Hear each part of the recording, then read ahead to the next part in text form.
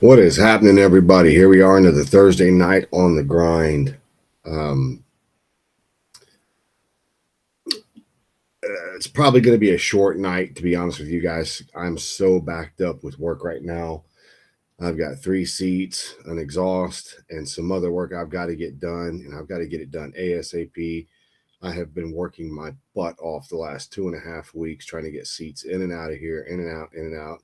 I'd love to be able to show you guys what all I've been working on, but I can't flip the computer around.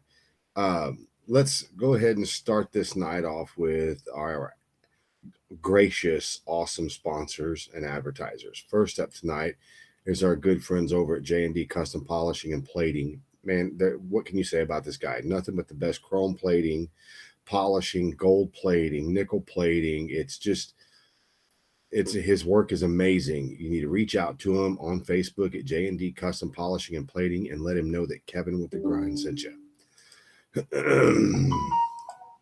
Next up, Street Bagger Magazine, another publication from Roby. Street Bagger Magazine is nothing but baggers, awesome bikes.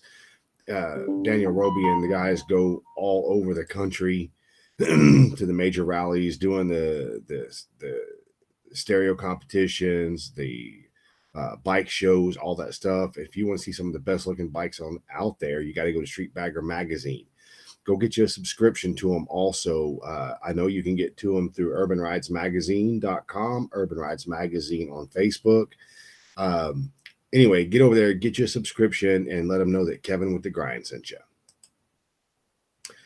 Next up, the fledgling company, Legacy Bike Works, right here in Manville, Texas, building mild to wild and anything in between.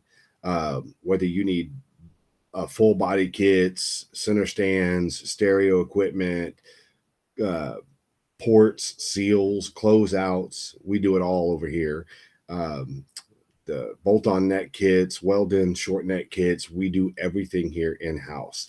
Anyway, check out Legacy Bike Works on Instagram and Legacy Bike Works on Facebook. Next up is our good friends over at Stellar Customs, stellarcustoms.com. You need a badass windshield for your bike, you got to go check these guys out on Facebook or at stellarcustoms.com. They make some of the most badass, real, true carbon fiber windshields for your Harleys. They're amazing. We've actually sold one. It went on easy. Everything worked great, lined up perfectly. Just a very good looking windshield. Go check them out at stellarcustoms.com. Place an order and let them know Kevin with the Grind sent you. Next up, our good friends over at Urban Rides Magazine. Urban Rides Magazine, more than just baggers, all kinds of bikes, articles. They go, like I said, around to every one of the major rallies. Daniel Roby keeps such a busy schedule doing his thing. You can get an online subscription at urbanridesmagazine.com, or you can get an actual print magazine sent to your door. Get with them, urbanridesmagazine.com and Urban Rides Magazine on Facebook. Next up, our good friends at North DFW Trailers. They rent trailers, they sell trailers, they outfit trailers, they repair trailers, they do everything trailer related. These guys are personal friends of mine, and they have a killer product and the great customer service. They will go above and beyond. You need a trailer, you need to rent a trailer for a weekend, car trailers, bike trailers, open trailers, they do them all. Go check them out at North DFW Trailers on Facebook, or you can call them at 214-205-6787 and let them know Kevin with the Grind sent you. Next up, our good friends at Indiana and Northern Illinois Thunder Roads Magazine. Man, you can't pick up a copy of this magazine without seeing Shy South on the cover or in the magazine. These guys, Shy South, are all over Indiana and Northern Illinois Thunder Roads magazines. Check them out on Facebook or get to them online. But whatever you do, let them know Kevin with the Grind sent you. Next up, our good friends at Hopkins Design. Web, printing, branding, video, hosting, drone footage, original logo works. I mean, the guy can do anything you want when it comes to advertising your business and keeping you current on the interwebs. Get a hold of them at hopkins-design.com and let them know Kevin with the Grind sent you. Next up, American Drag Seats right here in Manville, Texas. We do everything when it comes to seats. I don't care if you got a bobber seat, you got a 2-up seat, you need us to make the pan, you need us to modify what you currently got. We do everything. Leather tooling. We have custom airbags that we can make for your seats, stitching, all kinds of leathers, all kinds of ostrich, alligator. We have real, we have synthetic. We can do everything you need. AmericanDragSeats.com. Last, but definitely not least, our good friends over at hellspeedshop.com. I don't know how to explain this to you people. If you need a flannel shirt, these things are so amazing. I have like 9 or 10 of them myself, and I wear them all the time. They're comfortable in the summer. They're comfortable in the winter. They're high quality, badass shirts, badass flannels, t-shirts, hats, everything. Go check them out at hellspeedshop.com. Look for the Grind logo, and you're going to get a discount if you go through that. But anyway, go check them out and let them know Kevin with the Grind sent you.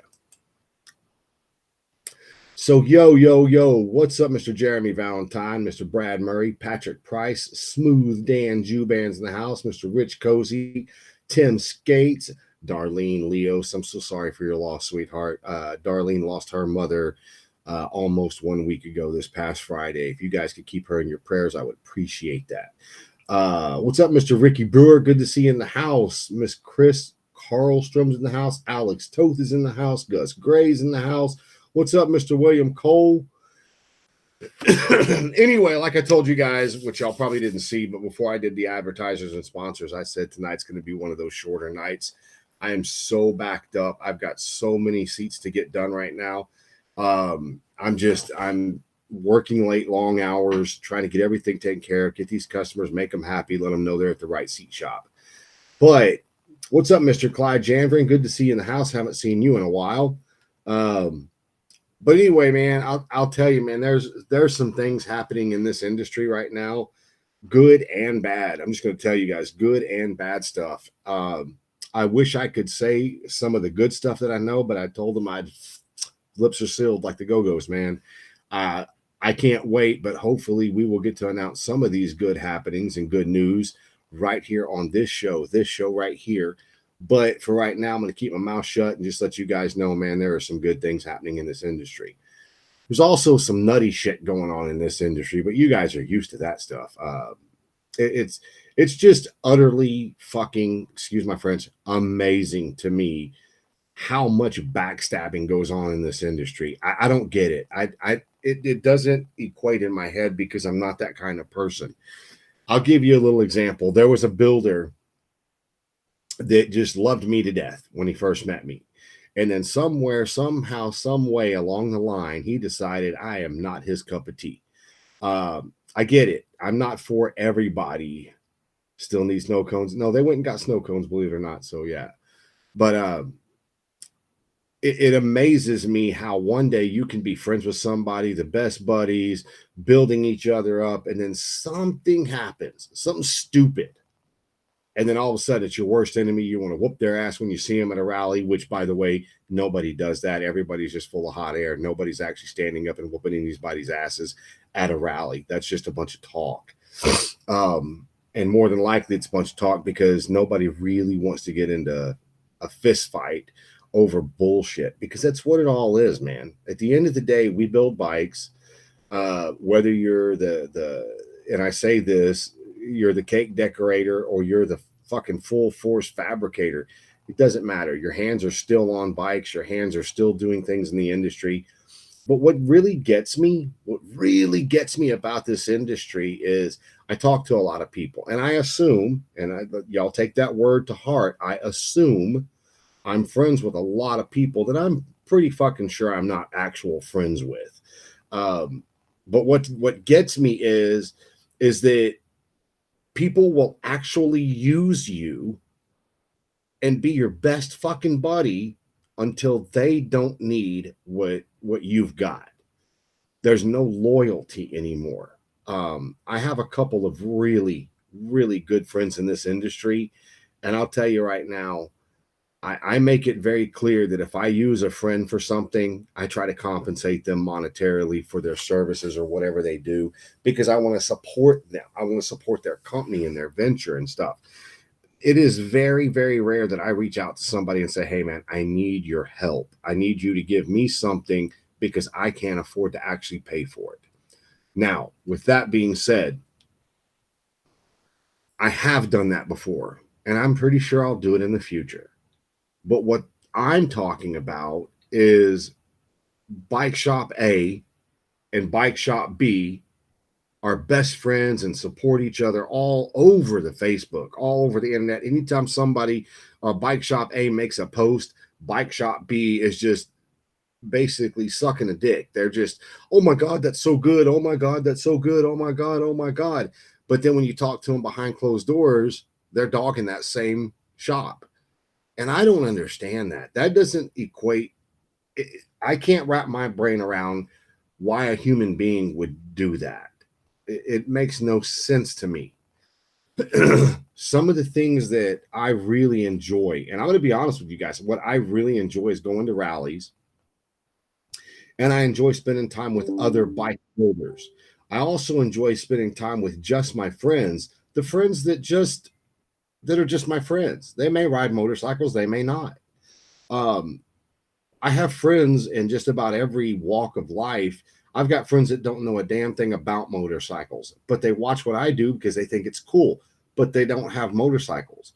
So I do things with them, I work with them, and we do things that we both enjoy. Like a lot of people don't know, I'm a bassist. I play the bass guitar. I used to have really long hair. Yes, when I had hair, I had really long hair. I was in a band. It was very Pantera esque, but I love playing music. You know, I don't get to do it very often now because my life is so busy. But yes, I'm a actual bassist, was in a band for many, many years, a touring band. We did good, we had fun. It was awesome. But that ain't got nothing to do with motorcycles. You know, other things I enjoy doing. I enjoy making things with Cade that have nothing to do with motorcycles. You know, but I guess what I'm trying to say is I have friends for all seasons. I've got friends that I enjoy doing motorcycles with. I've got friends that I enjoy, just hanging out with, shooting pool with. I love going dancing with my wife. I mean, there's more to me than just this. But sometimes in this industry, and I'm guilty, I am so guilty of it, like everybody else, you kind of get your blinders on and you only see people for just the motorcycles.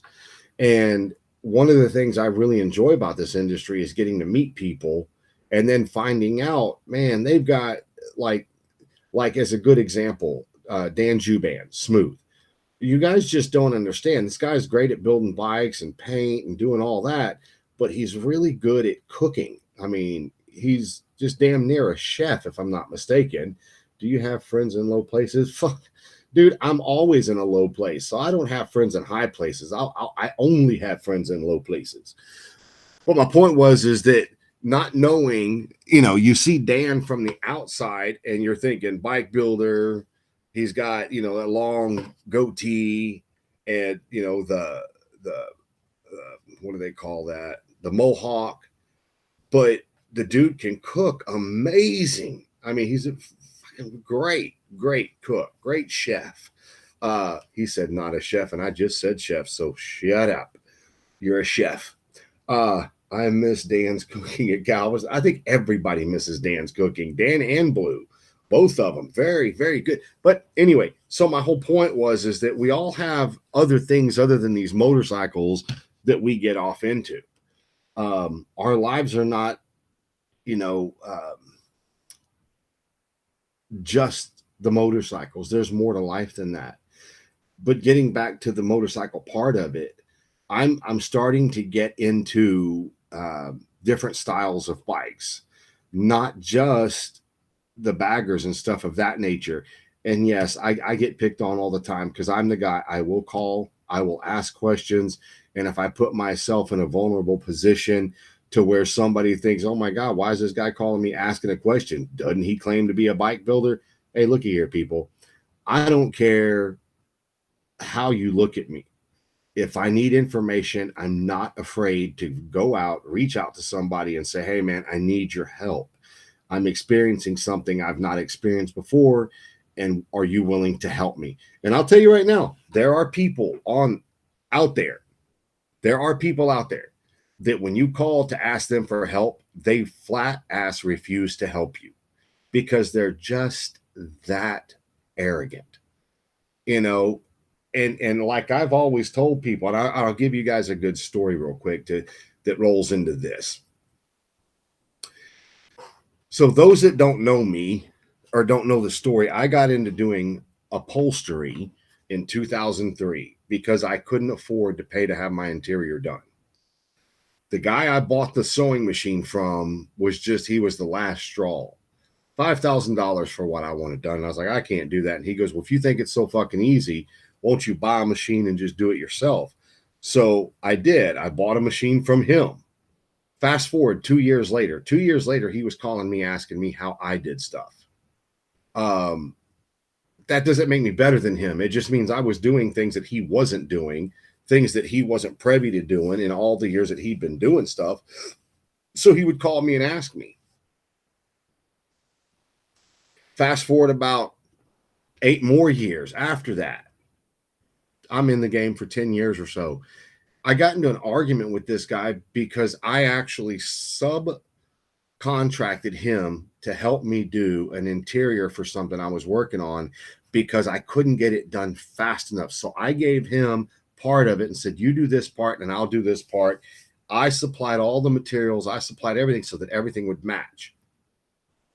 Well, once it was done and everything, I paid him way more than I was getting paid because I figured, he's helping me. Fast forward another couple of years, the guy's talking shit about me, telling me that I don't even do my own stitching. I don't do my own anything. I have to subcontract everything out. Well, the truth of the matter is that he got so jealous of what I was doing that he just got shitty with me. And it kind of broke my heart, to be honest with you, because I was like, dude, you're the reason I'm doing this. I bought this from you because I couldn't afford you. And now you're talking shit about me, telling me all these things. But hell, just a couple years ago, you were calling me, asking me for advice on things that I was doing. I thought we had a good relationship. Turns out we didn't have a good relationship. We had a guy that was a fucking jealous ass hater, and he was hating behind my back. And I would still be helping the guy right now today if he wouldn't have talked shit. And I'm at the point, and I suggest all of you people do the exact same thing. You don't have to be a dick, but you don't have to be everybody's friend either. You don't. But the one thing you do have to do is you have to have a level inside you of decency. You don't have to talk shit. You don't have to browbeat somebody. Life is going to get them because life is the meanest bitch you'll ever come across. It is unforgiving. It is unforgiving. I know it's unforgiving because I've lost so many friends over the last 2 or 3 years. Friends that I don't feel like should have died, but they did. It's unforgiving because I know kids that are suffering right now with cancer and ailments and things like that. And little kids shouldn't be suffering like that.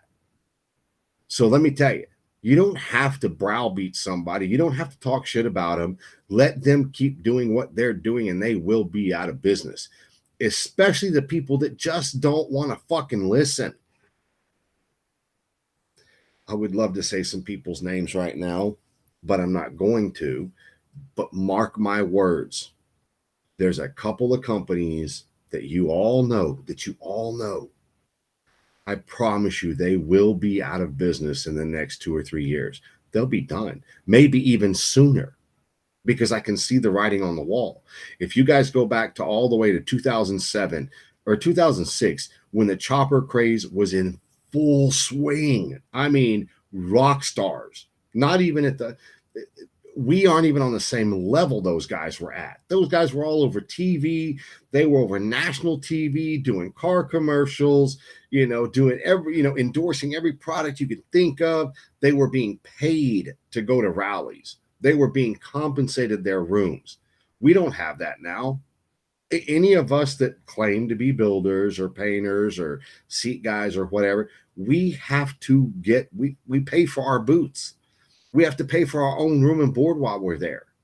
We're nowhere close to the heyday in 2004, 5, 6, and 7 when those rock stars were being paid just to show up. I tend to think it's because the way that this generation of builders does shit, it's almost like and I'll even say myself, just so to be politically correct, it's like we're a bunch of fucking whiny brats. Nobody actually takes this shit seriously. Like I've said so many times, you all owe the general public a massive amount of things, and you're responsible to them to take pictures, sell them your t-shirts. And no offense, I'm going to tell you guys right now, and I'm probably going to get dogged the shit out for this right here. But my t-shirts, I make them because I don't sell enough of them. I just don't. But you're never going to convince me that a t-shirt, a black t-shirt with a logo on the front or a logo on the back is worth $25. That's fucking rape. If you're selling your t-shirts for 15 to 20 bucks a shirt, man, that's awesome. And people will pay it. These fucking hats. I buy more hats than I do anything else because I give them away to my friends. Yes, I sell some of them to some people and I give some away. But you know what? I get a lot of t-shirts in return. I get a lot of hats in return. So it's kind of I'll give you this, you give me that.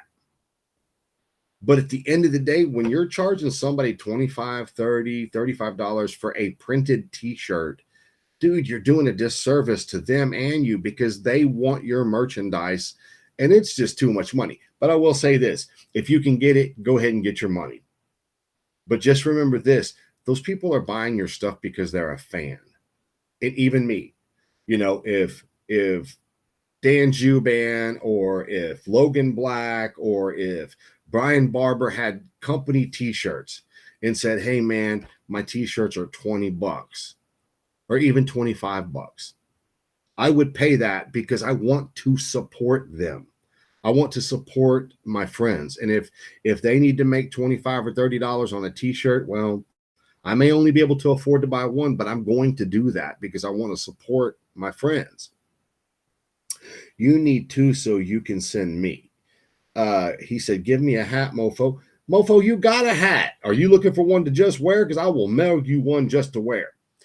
Now, mind you guys, Dan Juban keeps Cade fully outfitted in Shy South shirts. He does, and my wife, she wears them. 25 has always been the normal for a t-shirt and 35 for work shirts. I get that. I totally get that.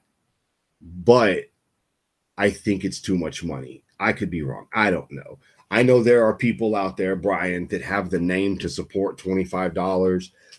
But I guess what I'm saying is that if you're like me and you're just starting out, we're not planning on making a shit ton of money on our t-shirts because we want people to wear the goddamn things in the first place. That's it. Have you priced work shirts lately? My God. No, because I don't wear work shirts. I typically wear t-shirts. And I'll tell you guys right now, we have a wholesale t-shirt shop probably 20 minutes from me. And I literally buy my t-shirts there for $3 a piece. I think they're $4 a piece. And that's the t-shirts that I wear. Ours are 25 bucks too. Okay, so the going price is $25 for a t-shirt. I stand corrected. My t-shirts are 20 bucks. They just are. But I'm not getting them ran, 100 at a time either because nobody wears my shit even when I give it to them. But I always have to pay 25 to 30 for a shirt. Big boy shirts, more for the extra X's. Robert Davis. What's up, Robert? Yes, t-shirts are and just so everybody knows, we have the grind t-shirts from the 2021 National Biker Build Off. We still have those available. T-shirts, work shirts, hats, beanies, paid a lot of shop bills. Hell yeah, they do. It's not the 80s anymore, Daniel Parrish. I get that. You give me a shirt, I'll wear it. I'm good like that. I don't even offer American Drag Seat shirts because they're They're expensive for me to make because I don't make them I only make like 3 or 4 at a time. What he said, Jess paid 80 for a strip club choppers shirt at Sturgis. For a work shirt, I get it. I also think he has the name to support that too, though. But that's just me. Um, but anyway, my point isn't the t-shirts. My point is that when you get into a situation, you have people that love you, but behind your back, they're talking shit. And I'm literally at the point right now. Here's how I feel about it. If you're going to talk shit, me included, if you're going to talk shit, say the person's name so they have the opportunity to know that you're doing it. Um, there is there is there are people out there that I thought had our back. When I say our, I mean me and my son Devin. There are people out there that I thought had our back. Legacy Bike Works. It's me and my son. Only to find out the first opportunity they got to talk shit, they did.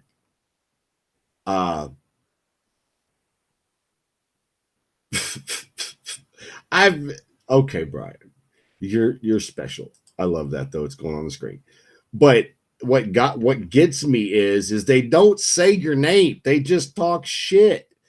And I will tell you guys right now, we have I can't even tell you at least 3 bikes have come through our shop in the last 6 months that have been from other shops that we could have put on blast. We could have just fucking railed them with pictures, with proof, with everything. But we didn't say anything. We said nothing to nobody. All we did was fix the issues and get the customer down the road so the customer could be happy. The reason we chose not to say anything was because here, karma. Karma will bite you in your fucking ass every time. You want to be the guy that runs out there and wants to point out every flaw in every other builder. I promise you, karma is coming for you with a vengeance. Now, I will also say this. If there is a bad enough situation that I feel like it's justifiable to call that shop and be like, dude, please tell me there was a reason you did it this way because this does not look correct to us. Case in point, we just got a bike in the shop a couple weeks ago to do a seat on, and the guy put a 26-inch front wheel on the bike, but he didn't rake it. He put a set of triple trees on it. Now, am I wrong to tell the customer you actually need a bolt-on net kit that will rake it correctly for a 26-inch wheel? Because I know the bike is not sitting flat. The bike is sitting like this with a big old 26-inch front wheel sitting under the front end of it. And I know for a fucking fact that cannot be right. That's the point. Help each other. Don't point everyone else. Amen, Pablo. Amen. What's up, Lewis? The reason I say that is because I know that's wrong. I already know it's wrong because I drive a 26-inch or I ride a 26-inch bagger. But I'm not calling out that shop on Facebook because maybe he didn't know. Maybe he did not know that was a problem. And he was just doing the best thing that he knew to do. So instead of blasting him all over Facebook and being, putting pictures of the bike online and saying, look at this bullshit, blah, blah, blah, blah, blah. We just figured, you know what we're going to do? We'll stay in our lane. We'll help the customer to the best of our abilities, get him right, get him on the road, and hopefully he'll be that customer that comes back when he wants to actually build the bike up from there. That's all we want to do. All I'm saying is don't be a bitch. I mean, if you're going to be a bitch, and I'm saying it as loud and proud as I possibly can, if you're going to be a bitch and you're going to post shit saying how somebody else sucks, then at least be man enough to say, hey, this shop did this work and they're bitches, blah, blah, blah, blah, blah. Because if you don't, I instantly lose respect for you because you're just looking for attention. You're just being an attention whore. You want someone to pat you on the back because you noticed something was wrong. That's all you're doing. You know, I'll leave that alone for now, but it just, man, that got under my fucking skin so bad because I keep seeing it happen, but yet nobody says anything. And I mean, I've seen it with paint jobs, I've seen it with bikes, I've seen it with this, I've seen it with that, and it just makes no sense to me. It's just like, do do you need something in your life to give you meaning? I mean, because I can tell you what, man, I've seen issues. That damn Brian Barber over at Sinners and Saints sent a bike out of his shop with 15 pounds of air in the back wheel. Jesus Christ. Oh my God. Going on the screen, Brian. You're going to be famous. Got to go on the screen, bro. That damn Brian Barber over at Sinners and Saints sent a bike out of his shop with 15 pounds of air in the back wheel. You know, I never leave anyone behind. Don't have the ball to face. Y'all, you know what? Y'all see that? Y'all see what Pablo just posted? Blowmark. He said, "You know, I never leave anyone behind. Don't have the balls to face to face." I'm going to tell you guys what Pablo's talking about. So, all you guys know, I built the Rockstar in 2018, in August of 2018. We took it to Sturgis, and this is the first time I ever met Little C and Pablo in person. We were riding up in Sturgis. I think we were headed to Mount Rushmore, and my bike kept stalling out. Well, I figured out what the problem was. It was very simple. But Pablo and Little C stayed with me the entire ride when everybody else left. They stayed behind to make sure I was okay. And I'll tell you what, that's the kind of people you want in your corner, the people that don't leave you behind. So Pablo, give Little C a hug for me. Thank you guys. That secured it for me right there. I'm just telling you guys, man. I love you guys for that. So Exxon is better than Shell. Exxon is better than Shell. That's bullshit. I can't stand Exxon. So you mean I can't get 5 colors with pinstriping for $500? No. And on empty too. I wasn't on empty. Shut up. Oh, never mind. That wasn't for me. I know who that was for. Sorry, Daniel. But anyway, so I he said Kevin will do it. I can't, but I will say this. I did buy some pinstriping brushes a couple of years back, and I actually gave them away to somebody that actually wanted to learn how to pinstripe. I actually thought that I was going to try to pinstripe because I actually thought it was cool and it looks like a cool craft to have. But there is a big difference between painters and pinstripers. Getting off on another tangent. I ended up just giving them away. I want to say I paid 50, 60 bucks for these brushes. There was 2 or 3 of them, I think. But yeah, man, you painters and pinstripers are 2 different people. And sometimes you get lucky. You get a painter that can actually pinstripe as good as he can paint. I have never left anyone behind, and if any of my brothers leave me behind, I would never ride with them again. You know what, Lewis? It's a true statement. I've actually gotten left behind by certain people. Won't even say their names. Oh, fuck it. I'll say his name. Louis Bailey left me behind. Didn't even care that I was broke down. That's actually when Pablo and Lil C stuck behind and helped me out. He said, I demand Rust-Oleum, no Walmart brand crap. But at the time that I was doing that, I was so embarrassed that my bike kept stalling out that I didn't want to call anybody out for leaving me behind. I was just thankful that Pablo and Little C hung around and made sure I got back to where I was at. So I wasn't pissed off at him or anything. Who's pissing who off tonight? Oh, no, David Miller. Nobody's pissing anybody off. I'm just stating facts because I think that a lot of these bike builders nowadays, they're so desperate for attention, so desperate to be the biggest thing on the block that they actually will use other people. Absolutely, Pablo. Absolutely. That they want to talk shit about somebody. And let's face it, is there a school you can go to learn how to be a master bike builder? learn how to build frames, learn how to build the motors, learn to, because I know that you can go to Wildtech, and I know that you can go to there's another school out there, but Wildtech's the number one, the one that I can think of. But I don't know if they go into frame building and everything. But I will say this, it's an education you pay for. But I will say that even though you paid for the education, you still have to get the practical. The practical is getting in there and doing it every day. And guess what? I don't know of a lot of customers that are like, dude, here's a stack of money, build me a bike from scratch. I want you to make the frame, the tins. I would like for you to buy this motor, because there are some guys out there that can literally machine a motor and they build everything, you know. But when is enough? Enough. No is all about hands on, like some don't have. Very true.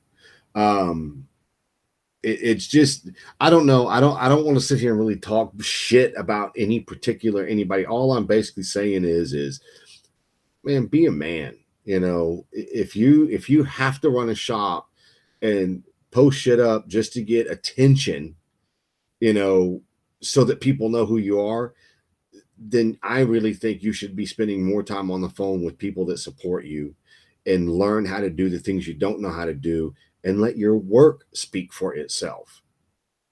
That's all I'm saying. There is a chopper building school out there that they teach you how to build the whole bike. Where? I would love to know where that. Some of them dudes are painting some crazy shit. I just like to start shit. Well, at least you're honest, David. Wait, there's a Rattle Can Mafia group. Amen. And I think there's also a group out there called the Parking Lot Junkies. Has anybody heard of them, the Parking Lot Junkies?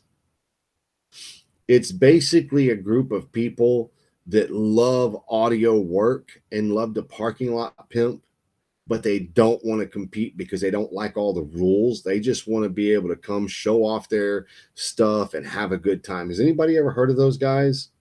They're called the Parking Lot Junkies.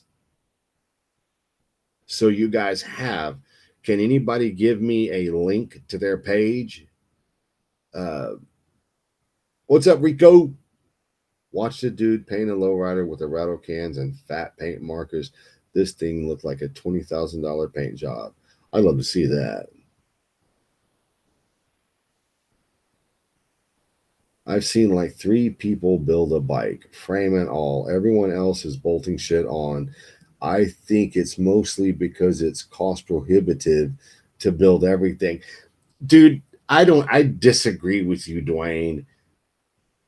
I know the price of metal, and if you can build a frame, it's cheaper than buying a frame.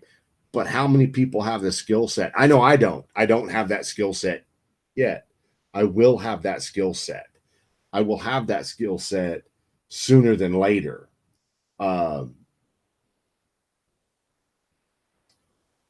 And I'm not even afraid to admit I don't know how to build a frame because I've never fucking built a frame. I've never had a need to build a frame. I have a need to build a frame right now. And my buddy Brian Barber, even if he comes over and gives me shit and says I don't know what I'm doing, I'm a knucklehead, that's okay. Just come show me how to do it the first time. That's all I ask for. I just want to know how to do some shit the first time. That's it. After that, it's all on me. Either I was paying attention and I learned from him and I paid attention and asked the right questions without being too much of a pain in his ass, because I can be a pain in your ass because I like to know how things work. Why are you doing it like this? Why do you set the rake this way? I want to know those things because when I start building, I want to know what I'm talking about. It's badass. What are you talking about? Look up Lamborghini done with a Sharpie. You will hear soon. It's badass. It's not just the frame, the equipment to do it, then the equipment to make the tins, etc. You gotta have a jig and a table. So I have a frame jig, I have a roller, a bender, a notcher. I do have an English wheel. I do have a plenishing hammer. The only things I don't have is I don't have a bead roller and I don't have a shrinker and stretcher. But I will tell you this, I know firsthand you don't need a shrinker or a stretcher because you can do that shit by hand. And you don't really need a bead roller because you can also do that shit by hand. I want to see a picture of this Lamborghini done with a Sharpie. I'd like to see that. Um, Building the frame is easy. Getting an insurance company to insure it is another story. John Lynch, you couldn't be more right. That's something that's really, really hard. So here's what I say: buy you a bike, and maybe I'm going to get in trouble for saying this, but if you're really wanting to build one, shit, give me a flat table, a welder, and a grinder, and sit the fuck back and hold my beer. See, that's why he's my friend, because he's apparently the best there ever was. Start calling him John Wayne because he's a badass. Yes, I'm talking about you, Brian Barber. But anyway, my point is that I think everybody has talents and everybody has abilities. If you struggle with something, don't be a tool. Don't be that guy. Admit it. Admit it freely, so that when you do learn how to do it, you can say, hey, I've learned it. I'm working on it. I'm paying my dues. I'm getting better. That's why I tell you guys right now, Brian Barber is going to teach me how to make a frame, and I'm going to build a bike. And that's all I'm going to say. I don't know when I'm going to do it. I know I'm going to do it because I want the satisfaction of saying, I built the frame, I built the tins, I built the tank, I built the exhaust, I did all of these things. But yes, I've got a motor and I've got a transmission, I'll have a primary, but I don't have a machine shop to build a motor and a transmission and a primary. So I'm going to use the stuff, those three pieces that I have. But the handlebars, the frame, the fenders, the tank, the exhaust, all those hard parts, I'm going to make those parts. And yeah, I'm actually going to take and probably document it the same exact way Josh Allison has done his bike. And I'll tell you what, dude, if you guys haven't seen that bike, dude, even the paint job on that thing is creative. It's some shit I've never seen before.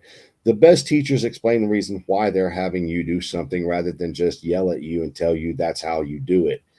Understanding how to do something right gives you the ability to create something new when you combine it with another ability. This is progress, taking old and combining it with new to give it your personal touch, and, or even better yet, something completely different and unseen before. Some people never held the flashlight for their dad, and it shows. Yeah, uh, man.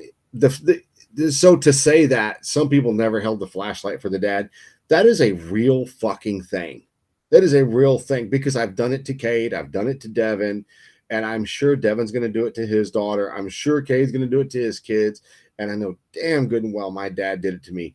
You're out there just trying to spend time with your dad, and he's like, "Hey, boy, hold this flashlight," and it's always on a goddamn carburetor, or it's always on an exhaust bolt, or trying to get a fucking spark plug out. It's something where you're in a weird freaking position holding the flashlight and you sneeze, and your dad's like, whack, pops you in the back of the head, hold the goddamn flash.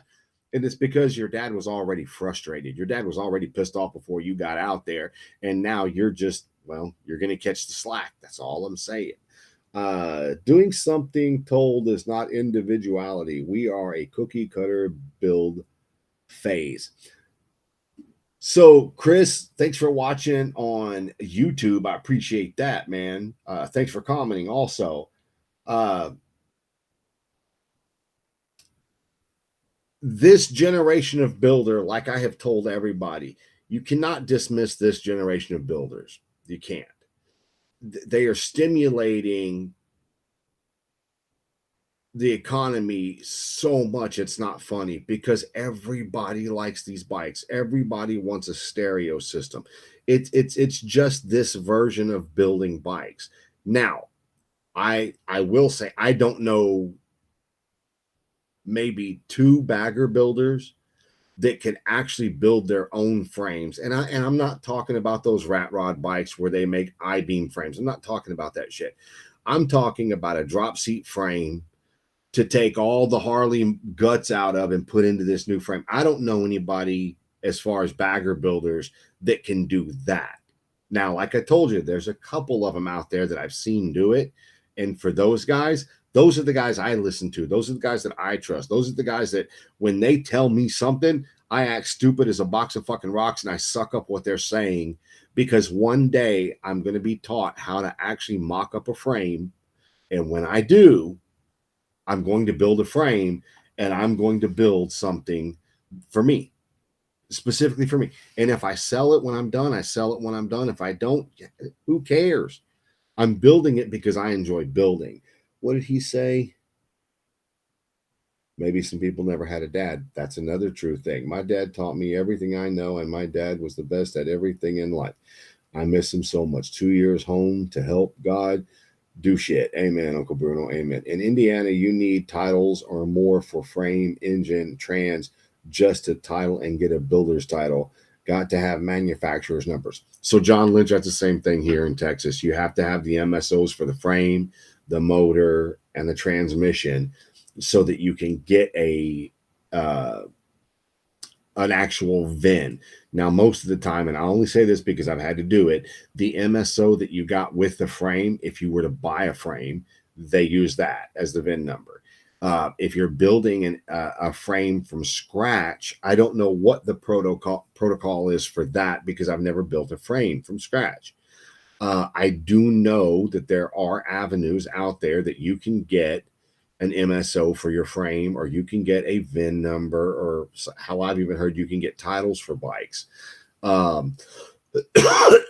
can't go into that because I don't know anything about it. But I do know this. Even if I can't get a title for the bike, I don't care. I really don't care. Because, and I'll tell you the truth, I will tell you the exact truth to it. Well, I won't tell you the truth because I don't want to put it out on the interwebs that I said this because I could get in trouble for doing it because, well, it's shady as fuck.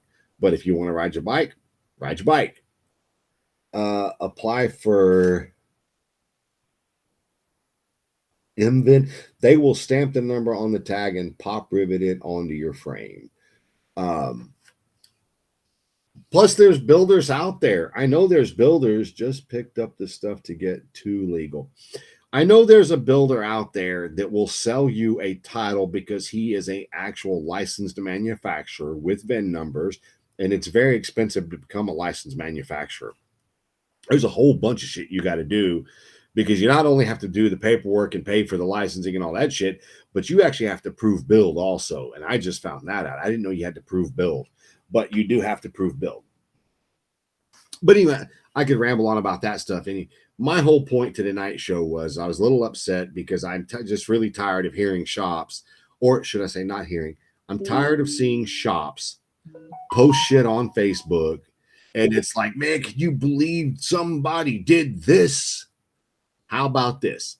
How about instead of saying somebody, why don't you just say their name? I will, Rico. I will when I'm done with the show. I'll look at it. It's almost like to me all of the YouTube sensations that walk around and they walk up to somebody and they say, "Hey, will you trade me $1 for what's in this bag?" And they're live videoing it, and all these people say no, and then there's this one person says, "Yeah, I'll give you my dollar for what's in that bag," and then there's like $5,000 in that bag. If you're truly trying to do something good, that is the wrong reason to do it. That's the wrong reason. If you have to get patted on the back and you have to have national recognition for helping somebody out that maybe needed the money, you're doing it for the wrong reason. That's it. That's how I feel about it.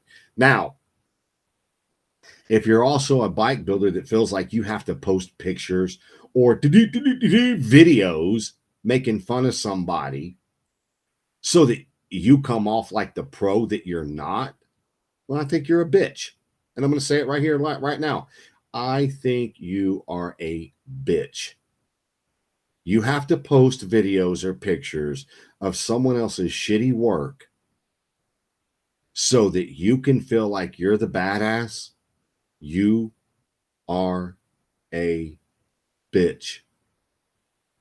The only way you're not a bitch is if you post it and you say their name. That way it gives that person the opportunity to know, hey, so and so is talking shit about me. I feel like there's a bunch of keyboard warriors that say, man, I'm a badass bike builder. Look at this shit wiring somebody did. You all know him, but blah, blah, blah. Or they put some goofy ass music behind it to make somebody out to be a tool.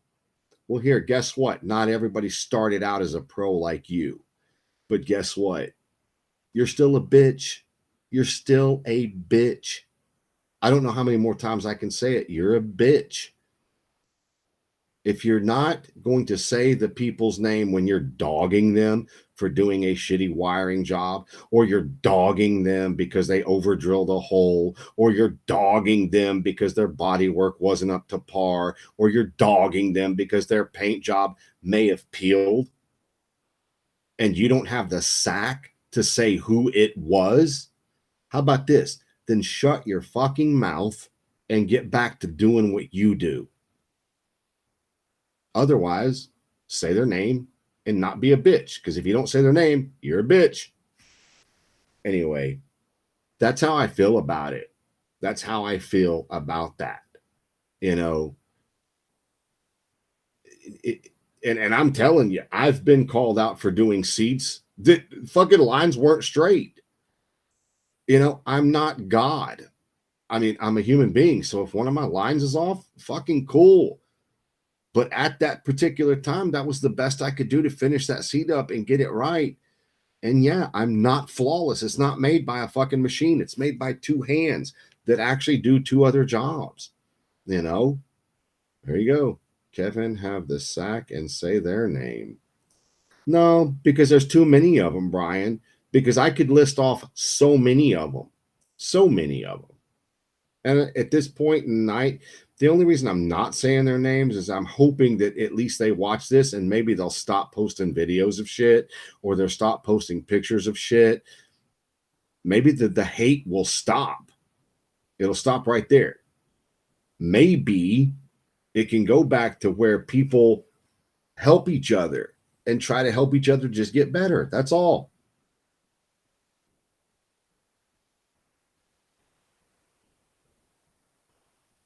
I don't even understand what the hell Daniel just wrote. Good going, Brian Barber. Did you do it? Laugh my ass off. I don't know. I don't know what that's. I don't know. Check your spelling. But anyway, so this took a hard left-hand turn. I didn't mean to get so upset about this, but the more I think about it, it just really irritates me when people want to bash other builders. Fuck it, dude. Nobody's flawless. Nobody's flawless. We all need help. We all need direction, and we're all capable of doing, a substandard job. Like if you guys go way back to the beginning of this, I told him, I was like, well, how else would you get the saddlebag off if you got speakers in it? You got to use twist, the wire nuts. And I'm still getting shit for stuff like that. But you know what? When I did my bike the first time, I used wire nuts because I didn't know how to make them separated. I didn't know, but I don't do it anymore because now I'm educated. Now I know how to do it. So I wouldn't do it that way anymore. I learned the right way to do something. But anyhow, so you guys go over. I appreciate all you guys for watching, especially Blowmart, and just call me for my mistakes and I can do better. No, just post pictures from my mistakes. We all learn from mistakes. Pablo, you're a good dude, man. I appreciate you, Pablo. That's why I don't show pictures. Hell, we would all laugh at my body work. I almost use as much Bondo as Kevin.